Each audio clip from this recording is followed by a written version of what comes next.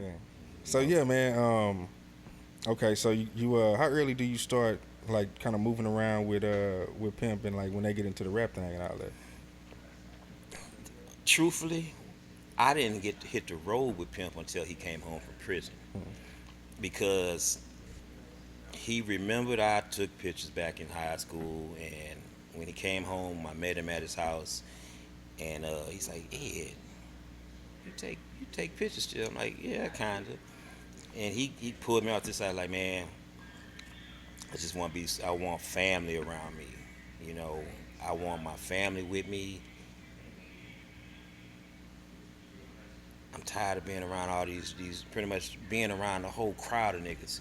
He had we when we traveled, we had a small crew. It was pretty much 4 people with us when we moved. We didn't have all of that big entourage. 4 people. That's all it was. And then we had our street team with us at some point in time.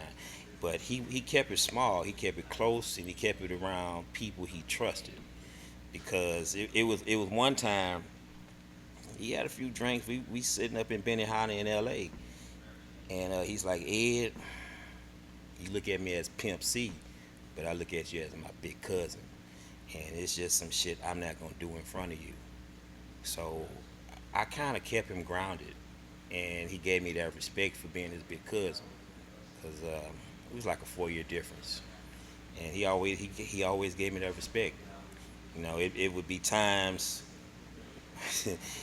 It was one time that he pissed me off, and part of my job when I was on the road with him, besides being a photographer, I was his personal assistant, and sometimes I did A&R.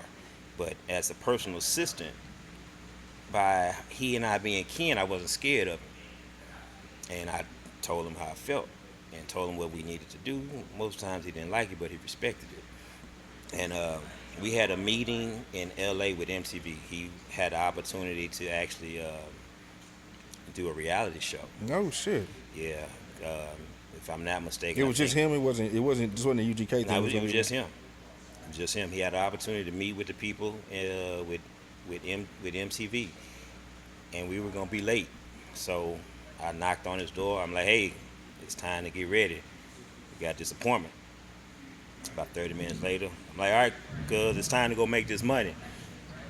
He wasn't ready, so his response through the door, like, "What you mean, us go make this money, nigga? I'm the only one who rap." Yeah. I say, "All right, you right." I ain't say shit to him like that entire day. So from the hotel to the studio, back, he's like, "Hey, what's wrong with you?" I'm like, "Nothing. Shit, I got a headache." He knew I was pissed off with him, but to make it up to me, he had our driver stop at every gas station he could find to find me some Advils, and that was his way of saying, "Man, I'm sorry," because he knew he was wrong and he knew he had pissed me off. Hmm. That's crazy, man. So it was okay. Do you have any none of your rap shit is with him before he goes to jail? Just No, straight when you come. So just pretty so much family stuff. can you tell me how he was before he went in versus how he came out?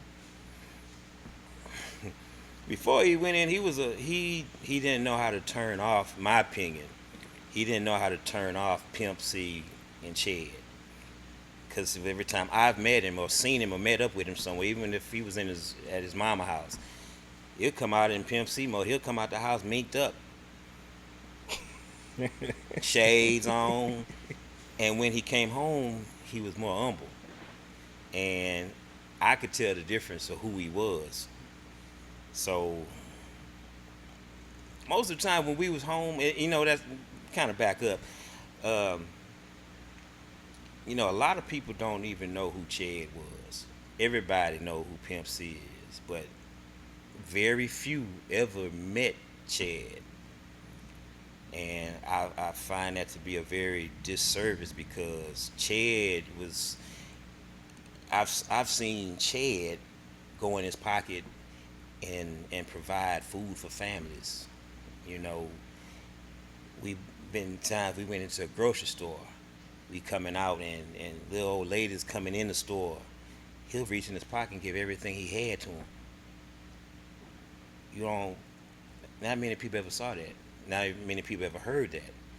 But You know, it takes the people that was the closest to him to actually give the world who Chad was.